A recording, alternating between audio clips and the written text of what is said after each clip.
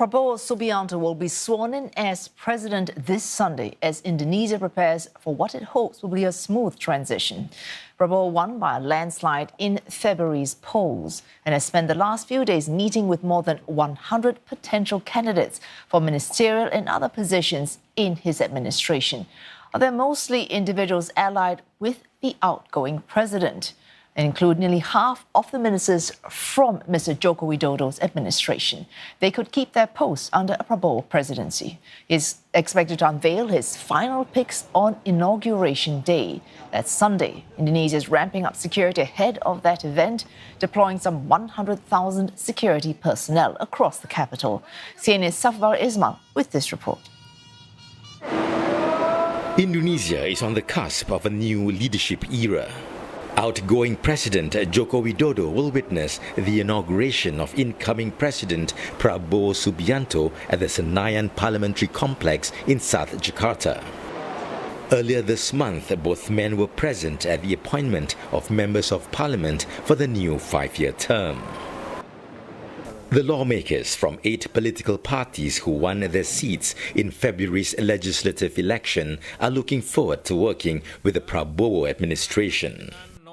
Di kami ini ada fungsi penganggaran, fungsi legislasi, ya. Ini godaan-godaan jangka cukup besar, ya, di DPR RI ini. Kami berharap dengan anggota dewan yang 50% adalah anggota yang baru, jangan mudah tergoda, jangan mudah iming-iming, ya. Itu jangan sampai dilakukan seperti itu. Kami dari Partai Gerindra, Pak Prabowo selalu menekankan, jauhkan itu dan jangan lakukan. Kalau Anda lakukan akan tidak kami toleransi. Mr. Prabowo, who's also the chairperson of the Gerindra party, is expected to inherit the much-needed support from the legislature. His Big Tent coalition dominates the House of Representatives, and this could smooth the path for any policies he wishes to implement. Harapan kami ke depan, kalau selama 2 periode Bapak Presiden Jokowi orientasinya kepada pembangunan yang legasinya tidak bisa dan harus kita akui, maka Presiden yang akan datang harus lebih bekerja keras lagi. Tidak hanya pembangunan fisik, tapi yang lebih penting adalah produktivitas SDM kita yang harus kita kejar 5 tahun ke depan. In the House of Representatives in September, lawmakers passed revisions to the law that removed restrictions on the number of ministries in the cabinet. Previously, there was a legal limit of 34 ministries under the outgoing administration of Joko Widodo. The recent revisions in the House of Representatives removed the legal limit on the number of ministries, effectively allowing the incoming government of Prabowo Subianto to form a bigger cabinet. Observers said a bigger cabinet may be needed to reward loyalists and allies in Mr. Prabowo's huge coalition. What is the rationale for that? That is the issue. If there is no clear reasons, objective reasons for that, then people will see that this cabinet is only about political accommodations. Yeah, he needs to explain to the public. Otherwise, his objective of immediately winning the heart and mind of the public will be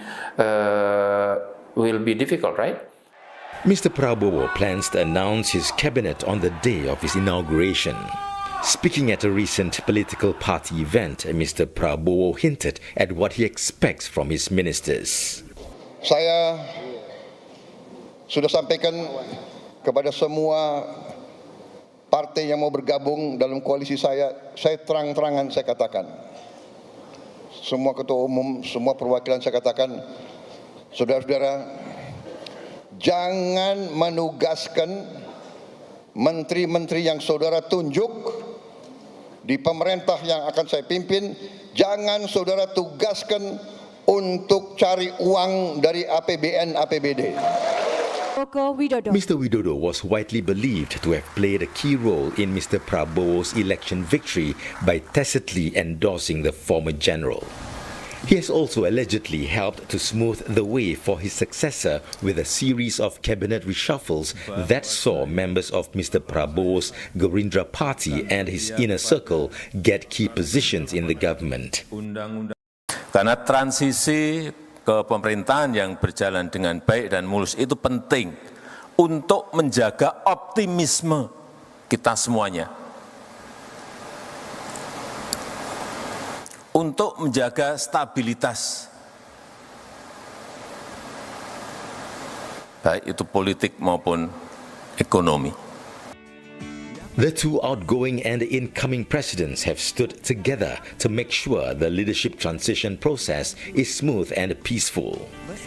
As Mr. Widodo bids farewell when he steps down after 10 years in office, it's now over to Mr. Prabowo to lead and bring Indonesia to greater heights for the next 5 years.